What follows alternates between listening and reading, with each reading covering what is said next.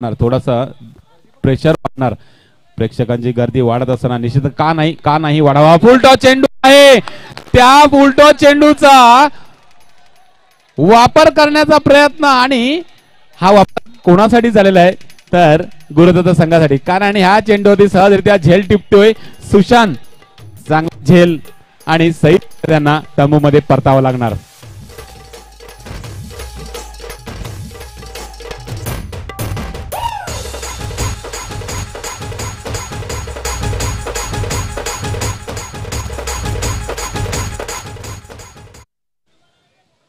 Lower फुलटॉचा चेंडू फायदा कव्हरच्या दिशेला मारण्याचा होता, परंतु सुशांत यांनी एक झेल पकडला. हा सुद्धा फुलटॉ चेंडू आहे, आमिष दिलेला होता, त्या आमिषचा तोटा झालेला आहे. पुन्हा एकदा आरसी संघाला बॅक टू बॅक दुसरा गडी डगआउट मध्ये जात असताना आपल्याला पाहायला मिळतोय.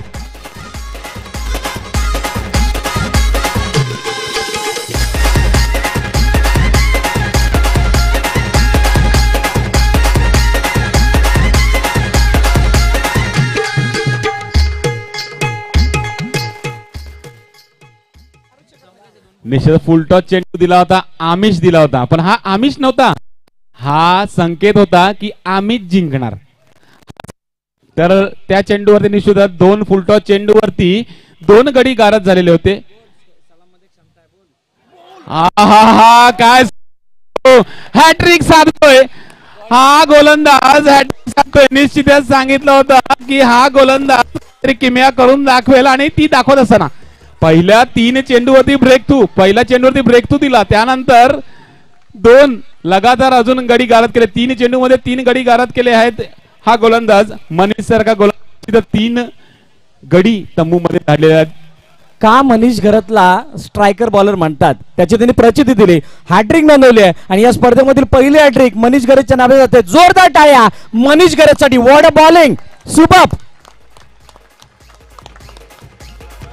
अफलातून गोलंदाजी निश्चित फलंदाजी. पण मॅच अजून संपलेला नाहीये कारण आरसीसीचा ओपनर अजूनही मैदानाच्या आतमध्ये. असं का म्हणतोय, सुनील नाईक ओपनर आहे आणि त्याला सुद्धा माहित आहे कशावर बॅटिंग करायची. आणि पुन्हा एकदा चौथा, क्या बात आहे, लगातार चौथं विकेट.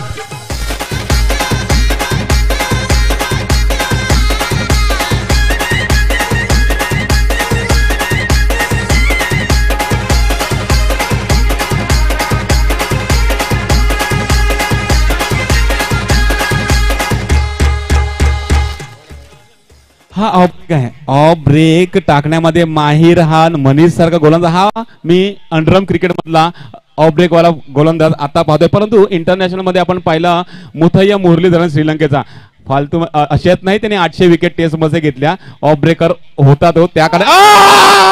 काय करते या ठिकाणी, क्या बात आहे, क्या बात आहे. 5 चेंडू मध्ये 5 गडी गारद, 6वा गडी गारद करेल की काय. 5 चेंडू मध्ये आतापर्यंत मी कुठे की 5 गडी गारद केलेले आहेत कोणी, परंतु हा मनीष सारखा गोलंदाज ऑफ ब्रेक.